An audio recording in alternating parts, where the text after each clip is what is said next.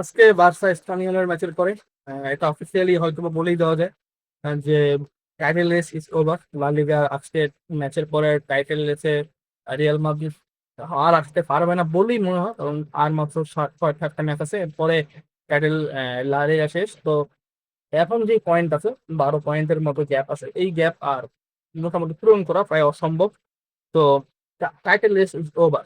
এখন বার্সেলোনার যেটা চিন্তা করা উচিত যে বার্সেলোনাকে চ্যাম্পিয়ন্স লিগে কি পরের রাউন্ডে তারা যেতে চায় কিনা। কারণ এখন এটা স্বাভাবিক যে প্রত্যেকটা দল চাবে তারা যেন চ্যাম্পিয়ন্স লিগের পরের রাউন্ডে যায়, এটা স্বাভাবিক। কিন্তু এখন যে পরিস্থিতিতে দলটা আছে, ক্লাবটা আছে, সেই ক্লাবটা এখন ওই সিচুয়েশনে আছে কিনা যে তারা পরের রাউন্ডে যেতে পারবে। এখন যারা আমরা সমর্থক আছি বা যারা নিউট্রাল আছে তারা হয়তো বা আউট অফ দ্য মাইন্ড যে চিন্তা করে যে না, we are talking about Barcelona, যে বার্সেলোনার এখনকার সময়কার বার্সেলোনা ইজ ডিফারেন্ট। সেখানে অ্যাওয়ে মাঠ হোক আর হোম গ্রাউন্ড হোক, Barcelona can pool of a madness anywhere in the world. But same time এটাও চিন্তা করতে হবে, এটা যখন যখন একটা চ্যাম্পিয়ন্স লিগ, আর আপনারা যখন আপনি যখন 2-0 ডাউন, আপনি যখন মেট্রোপলিটনের মধ্যে যাবেন একটা সেকেন্ড লেগ খেলতে, এবং আপনি সেখানে 2-0 ডাউন, এবং আপনাকে সেখান থেকে অ্যাটলিস্ট 2টা গোল করে ড্র করতে হবে, এবং এরপরে আপনাকে অ্যাডেড টাইমের দিকে যেতে হবে। তো এত কিছুর মধ্যে দিয়ে কি বার্সেলোনাকে পারবে কিনা, তার একটা ড্রেস রিহার্সাল এই ম্যাচে হয়ে যাওয়ার উচিত ছিল। এখন এই ম্যাচে বার্সেলোনা কতটুকু ভালো খেলছে, খারাপ খেলছে, সেই বিষয় নিয়ে আমরা টুকটাক আলোচনা করতে পারি। যেমন ধরেন, বার্সেলোনার এই ম্যাচ থেকে প্রাপ্তি কি? বার্সেলোনা এই ম্যাচ থেকে প্রাপ্তি হলো বার্সেলোনার এই ম্যাচে বেশ কিছু রেস্টেড প্লেয়ার ছিল, যারা চ্যাম্পিয়ন্স লিগের ম্যাচে খেলবে বলে আমরা আশা করি। তারা এই ম্যাচে ভালো একটা রেস্ট পেয়েছে। কিন্তু সবকিছু যে আমার কাছে যেটা খারাপ লেগেছে যে বার্সেলোনা যখন 2-0 আপ আপনার স্পানিওলের এগেনস্টে হোম গ্রাউন্ডে, তখন আপনি লামিন ইয়ামালকে ফুল 90 মিনিট আর আমার মনে হয় না খেলালেই পারতেন। কারণ আপনার চ্যাম্পিয়ন্স লিগের ম্যাচে লামিন ইয়ামাল প্রচন্ড কষ্ট করছে। আমার কাছে মনে হয় যে ও বার্সেলোনা, আমি আগে ভিডিওতে বলছি যে বার্সেলোনার সব প্লেয়াররাই খুব ভালো খেলছে, বাট যদি আপনাকে একজনের নাম ঠিক করতে হয়, সেটা লামিন ইয়ামালই হবে। তো তার ডিপ ম্যাপ দেখলে বুঝবেন, বা তার শট নেওয়ার চান্সেস বলেন আর করার চেষ্টা বলেন, সবকিছুই যদি আপনি রেশিও দেখেন খুব হাই ছিল। কারণ সে অনেক চেষ্টা করছে, সে টিল দ্য লাস্ট মিনিট, সে লাস্ট সেকেন্ড ইনফ্যাক্ট সে চেষ্টা করে গেছে যে বার্সেলোনাকে যে কি কোনোভাবে একটা গোল অন্তত আপনারা দিতে পারে কিনা, সেই জন্য সে চেষ্টা করে গেছে। তো ওরকম একটা ম্যাচের পরে আজকে একটা ম্যাচ খেলে আবার 2 দিন পরে একটা ম্যাচ খেলার যে ফেটিকটা, সেটা বার্সেলোনা যে কতটুকু প্রস্তুত আমি জানি না। বাট হ্যাঁ, 2-3 দিন ফুল 3 ডেজ এর একটা আপনার রিকভারি টাইম এবং প্র্যাকটিসেশন পাবে বার্সেলোনা। বাট তারপর আমার কাছে মনে হয় 45 মিনিটস করে লামিন ইয়ামালকে উঠে নিলেও ভালো হতো। এরপর আপনি আজকে রাশফোর্ডকে রেস্ট দিতে পেরেছেন। ওই জায়গায় গাবি স্টার্ট করছে, তো মানে আমরা আশা করতে পারি যে গাবি যদি প্রয়োজন হয়, Gavi second half of the Champions League match আমরা হয়তো বা তাকে দেখবো। এরপরে প্রাপ্তির বিষয় হচ্ছে আপনার ফ্রেঙ্কি ডিয়ং হয়তো বা ইনশাল্লাহ নেক্সট ম্যাচ খেলবে চ্যাম্পিয়ন্স লিগের অ্যাটলেটিকো মাদ্রিদ আন্ডারে, সরি অ্যাটলেটিকো মাদ্রিদ এগেন্সে। So Frenkie de Jong is very important. Frenkie de Jong পেদ্রির যে কম্বিনেশনটা, এটা আমার অনেকদিন ধরেই মিসিং, আমাদের টিমে মিসিং ছিল, যেটা এখন একটা ব্যালেন্স মিডফিল্ডে আসবে। এতদিন বার্সেলোনা সেই ব্যালেন্সটা খুঁজে পাচ্ছিল না। তবে সময় দেখবেন অলমো, ফার্মিন, ডিয়ং খেলানো হচ্ছিল। আবার চ্যাম্পিয়ন্স লিগের ম্যাচে আমরা দেখেছি আহ এরিক এরিক গার্সিয়াকে নামানো হয়েছে, এবং এই ম্যাচেও তো এরিক গার্সিয়াকে দিয়েই স্টার্ট করানো হয়েছিল। বাট ফ্রেঙ্কি ডিয়ং সেকেন্ড লেগটা খেলবে বলে আমরা আশা করি, এবং স্টার্ট করবে হয়, আই হোপ সো। তো এইটা একটা প্রাপ্তির বিষয় ছিল। এরপর আপনি যদি বলেন ফেরান টোরেসকে গোল পেয়েছে, তার আত্মবিশ্বাসটা বুস্ট আপ হয়েছে। ইউ নেভার নো, যদি হান্সি ফ্লিক ওই তার আত্মবিশ্বাসের কথা বলেন বা ভেরি লাস্ট ম্যাচে তার পারফরমেন্সের কথা বলেন, সেসব চিন্তা করে ফেরান টোরেস কি স্টার্টও দিতে পারে। কারণ লেভানডস্কির ফর্মটা কেমন যাচ্ছে না, ভালো যাচ্ছে না। হয়তো বা তার ওই ইম্প্যাক্টটা আমরা সেকেন্ড হাফের ওই কিছু সময়ই বেশি উপভোগ করি বা বেশি ইম্প্যাক্টটা দেখা যায় আমি মনে করি। তো এগুলো ছিল কিছু ছোট ছোট অ্যাচিভমেন্ট। এবং বালদে অনেকদিন পর আজকে স্টার্ট করছে নেট্রিং এ, এবং সে মোটামুটি ভালো এভারেজ একটা ম্যাচ খেলছে। বাট ক্যান্সেলও রেস্ট পেয়েছে। তো সব টুকটাক মিলে একটা বিপদ অবশ্যই হয়ে গেছে যে জেরার্ড মার্টিন তার ইনজুরি নিয়ে মাঠ ছাড়ছে, এবং আইস ব্যাগ লাগানো ছিল একটা লম্বা সময় ধরে আমরা দেখেছি। বাট এখনো তার কি সিচুয়েশন এখনো জানা যায় নাই। বাট আমি আই হোপ সো যে আমরা যেন তাকে ম্যাচে পাই, এবং কারণ সেন্টার ব্যাক লাইনে তার খুব বেশি দরকার। কারণ আমরা তো অলরেডি থেকে হারাইছি রেড কার্ড, এবং সে রেড কার্ড নিয়ে অনেক রকমের বিতর্ক আছে। আমাকে যদি জিজ্ঞাসা করুন সে রেড কার্ড হয়েছে কিনা, it is not a red card. কিন্তু দিন শেষে ওই একই কথা, যে Barcelona champions league red card, এখন ওটা ওই যে সমানুপাতিক হয়ে গেছে, যে একই হারে চলে, একই সাথে চলে। এটা না হইলে বার্সেলোনা চ্যাম্পিয়ন্স লিগ জমে না বলেই আমি মনে করি। কারণ লাস্ট কয়েক বছর ধরে বার্সেলোনার এই রেড কার্ডটা বার্সেলোনার পিছনে থাকছে না, এবং চ্যাম্পিয়ন্স লিগের একটা পর্যায়ে এসে বার্সেলোনাকে রেড কার্ড প্রতি বছর ভোগায়। এবং আমরা প্রতি বছর এটা নিয়ে কথা বলি যে এই রেড কার্ডটা না হইলে হয়তো বার্সেলোনা যেতে পারতো, এই রেড কার্ডটা না হলে তো বার্সেলোনা যেতে পারতো। এরকম অনেক প্রশ্ন, অনেক কথা আমরা বলি, বাট ওটা কোনো মেক সেন্স করে না যখন আপনি আসলে হেরে যান। বাট তারপরও এখন আমাদেরকে যদি জেরট মার্টিনকে হারাইতে হয়, তাহলে আমার মনে হয় না যে এই সামান্যটুকু চান্সটাও বাকি আছে, সেটাও থাকবে। তো ওই একই কথা বলতে হয় যে নেইমারের প্রসঙ্গ টেনে, যে 1% চান্স, 99% ফেথ। তো দেখা যাক কি হয় চ্যাম্পিয়ন্স লিগের ম্যাচে। বাট এই ম্যাচ থেকে চ্যাম্পিয়ন্স লিগের ম্যাচে আমরা কি সব বিষয়ে চেঞ্জেস দেখতে পারি, সেইটা নিয়ে আমরা আগে একটু আলোচনা করি। এরপরে এই ম্যাচের যে ভুলগুলো হয়েছিল সেগুলো নিয়ে আমরা আলোচনা করবো। কিন্তু এই ম্যাচে যে জিনিসটা আমাদের খুব ভালো লেগেছে, যেখানে লামিনে যে গ্রোথ করাটা ছিল 2-3 মাস ধরে গ্রো পাচ্ছিল না, ওই ফলাটা কাটে উঠতে পারছে, এটা একটা ভালো জিনিস। ফ্রেঙ্কি ডিং মেসি একটা অ্যাসিস্ট করছে, তার ওই কনফিডেন্সটা বুস্ট আপ হচ্ছে, তার কিছু সময় গেম টাইমের সাথে সাথে একটা অ্যাসিস্ট করা তাকে অ্যাসিস্ট হবে। তো সেই জায়গা থেকে আছে একটা বুস্ট আপ হবে, তার মেন্টালিটি বুস্ট আপ হবে। রাশফোর্ড একটা গোল করছে, সেখান থেকে তার মেন্টাল বুস্ট আপ হবে। তো এই জিনিসগুলো তো আমরা স্টার্টিং ইলেভেনে দেখবো, আমরা আশা করি। এর সাথে আপনি যদি চেঞ্জেস, আমার মনে হয় মেজর চেঞ্জেস তৈরি করে, অবশ্যই সেটা ফ্র্যাঙ্কি একটা চেঞ্জ হবে, সেটা মেজর চেঞ্জেস হবে।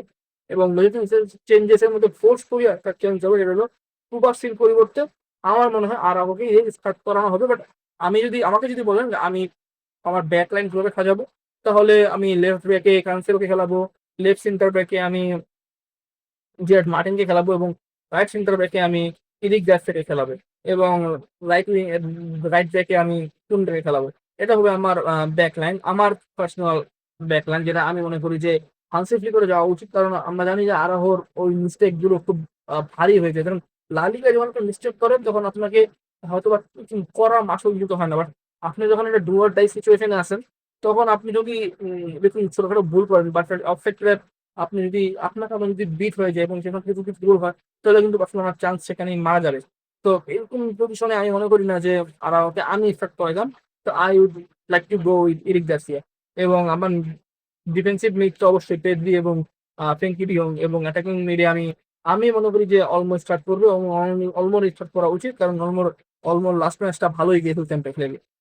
তারপর আপনি যদি বলেন যে ফ্রন্ট লাইনে লামিনে ইয়ামাল, রাশফোর্ড, এবং আমি মনে করি ফেরান টরেসকে গুরুত্ব দেওয়া উচিত। কারণ মনে হয় যে সেকেন্ড হাফের সময় যদি আমাদের প্রয়োজন হয়, তখন আমাদেরকে মনে হয় লেভানডস্কির ইম্প্যাক্টটা বেশি দেখা যায় বা বেশি বোঝা যায়।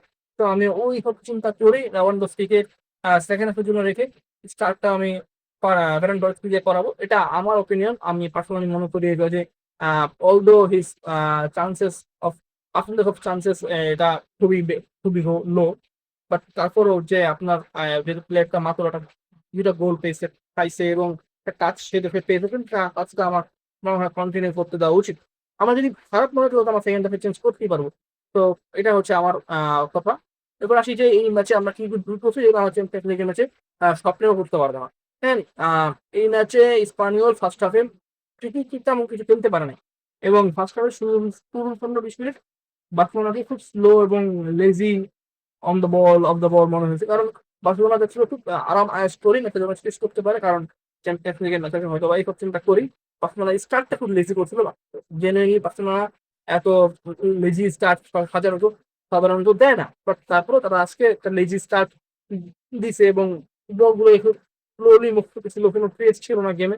বাট ওই যে অল অফ আ সাডেন যে লামিনে আমাদের কিছু বল যেখান থেকে চান্সেস গুলো ক্রিয়েট হচ্ছে, এবং সেখান থেকে তো আলটিমেটলি ফেরান টোরেসের ওই গোলটা দেখেন, লামিনে আমাল এক্সেপশনাল। হ্যাঁ, তার ওই এই স্লো গেমের মধ্যেও তার ওই একটা টাচ, একটা বল, একটা একটা inside inside of the board, একটা কার্লিং, একটা থ্রু বল, সেখান থেকে ফেরান টোরেসের গোল, এই যে মোমেন্ট গুলো এবং লামিনের মাধ্যমে আসা, তখনও কিন্তু গেম ওই পেসটা খুঁজে পায় নাই।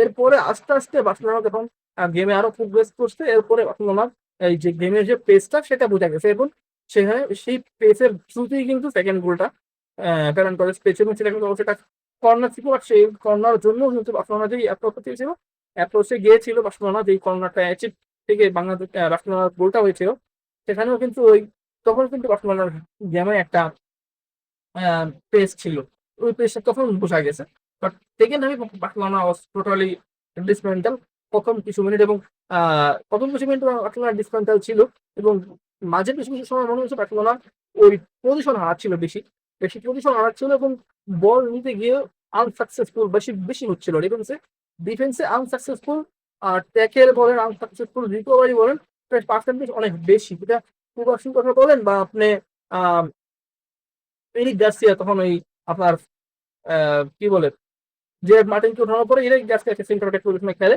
তো সেখানেও কিন্তু আমরা দেখেছি বলের যে বলের জন্য যে ট্যাকেল সাকসেসফুল হওয়ার রেটটা সেটা কিন্তু ক্রমশ কমে গেছে তো এখানে বার্সেলোনা বেশ ঢুকেছে এবং বার্সেলোনাকে স্পানিওল সেকেন্ড রানগুলো সেকেন্ড হাফে বেশি দিতে পেরেছিল এবং যে কোনো কারণ হচ্ছে স্পানিওল সেকেন্ড হাফে বেশি ফ্লুয়েন্ট ছিল on the ball of the ball তারা বেশি বেশি ফ্লুয়েন্ট ছিল তারা বল তারা ওই স্পেস গুলো ক্রিয়েট করার চেষ্টা করছিল যে ছোটগুলো স্পেস গুলো তারা পাচ্ছিল সেগুলোকে দিয়ে তারা সেকেন্ড রান থার্ড রান দিয়ে বলগুলোকে উইন করার চেষ্টা করতেছিল এবং সেখান থেকে এবং তারা একটা গোল পায় এবং আবারও সেই আনসাকসেসফুল ট্যাকেলের শুধুই কিন্তু গোলটা আসে এবং কুবার্সি ওয়াজ একবারে বটল করছে সেখানে একটা বলা যায় কারণ সে ওই বলের প্লেয়ারের জন্য গিয়েছিল কিন্তু সে টাচই করতে পারে না সে বলে এবং সেখান থেকে বলটা ফুটে গিয়ে স্পানিওলের আরেকজনের পায়ের পরে এবং সেখান থেকে শুট এবং এখানে আপনার রোয়ান গার্সিয়া কিছুই করার ছিল না তো বার্সেলোনা এখানে সেন্টার ব্যাক পজিশনে সেন্টার ব্যাকের রুল কম্বিনেশনের তুলনায় আমার কাছে মনে হয়েছে কিছু আনসাকসেসফুল ট্যাকেল এবং আনসাকসেসফুল বল উইনিং এর ক্ষেত্রে বার্সেলোনা বেশি ভুগেছে আজকে সেকেন্ড হাফে যে কারণে বার্সেলোনা প্রথম একটা গোল মাত্র একটা গোল খাওয়া এবং এরপরে আসি যে ভুলটা সবচেয়ে বেশি হয়েছে সে হচ্ছে দুটো উইং থেকে বার্সেলোনা সবচেয়ে বেশি অ্যাটাক করেছে দুই উইং থেকে দুই উইং এ বারবার সেকেন্ড ম্যান রানগুলো বেরিয়ে যাচ্ছিল দেখেন স্পানিওল কিন্তু অতটা পেসি ফুটবল খেলে না তবে কিন্তু অতটা পেসি উইঙ্গার নাই যেমন আপনার অ্যাটলেটিকো মাদ্রিদে আপনি এক পাশ থেকে আপনি সিমিওনেকে দেখবেন এক পাশে হয়তো বা আদেমরা লুকমান খেলতে পারে তো এই যে দুজনের যে পেস এই পেসের সাথে কোপ করা আর এই স্পানিয়ার সাথে ম্যাচের সাথে কোপ করা দুই রকম জিনিস কিন্তু আপনাকে এটা বুঝতে হবে যে আপনি যখন স্পানিওলের এগেনস্টে পাচ্ছেন না তখন আপনাকে অ্যাটলেটিকো মাদ্রিদ ঘরের মাঠে অনেক বেশি প্রেশার দেবে এবং সেগুলোকে বার্সেলোনা উত্তরাইতে পারবে না হলে আমার মনে হয় না যে বার্সেলোনা খুব বেশি কিছু করতে পারবে আর বার্সেলোনা অ্যাটলেটিকো মাদ্রিদ তো সবচেয়ে বড় অ্যাডভান্টেজ হতো তাদের যে তারা যদি দুইটা চান্স ক্রিয়েট করতে পারে তারা একটা কনভার্ট করার মতো ক্যাপাবিলিটি রাখে কারণ তারা তাদের কাছে আলমারের কাছে তাদের কাছে আপনার তলদের মতো ফ্লুয়েন্ট গোল স্কোরার আছে তো তারা হয়তো বা দুটা বা তিনটা চান্স পাইলে একটা গোল করবেই তো বার্সেলোনা তো শিখতে ফেলে নাই যে বার্সেলোনা বলতেই পারে যে বার্সেলোনা দুইটা চান্স ক্রিয়েট করলে একটা গোল করতে পারবে বা তিনটা চান্স ক্রিয়েট করলে একটা গোল করতে পারবে বার্সেলোনার ওই বলার পর্যায়ে নাই কিন্তু সেটা আলভারেজ করলো যারা আছে অ্যাটলেটিকো মাদ্রিদ যারা আছে তো আপনাকে মেকশিওর করতে হবে নিজের গোল দেওয়ার সাথে সাথে যেমন তারা ওই একটা বা দুইটা চান্স ক্রিয়েট করতে না পারে আপনার হাই ব্যাক লাইন যেন এক্সপোজ না হয়ে যায় আমি হান্সি ফ্লিককে বড় জোরে বলবো যে আপনি আপনার হাই ব্যাক লাইনটাকে অবশ্যই আগের যে কোনো ম্যাচ থেকেই বেস্ট ফ্যাটের নিচে রাখবেন যখন আমরা ব্যালেন্স আমরা 50% যেই হাফ ব্যাক লাইনের কথা বলি আমরা সেই ব্যাক খেলি আমাদের এই ম্যাচে তো হাই ব্যাক লাইন খেলে খেলে বল বলে কিন্তু ধরে রাখার কোনো প্রয়োজন নাই আমরা নিচ থেকে বিল্ড আপ করি একেবারে শুরু থেকে শুরু করি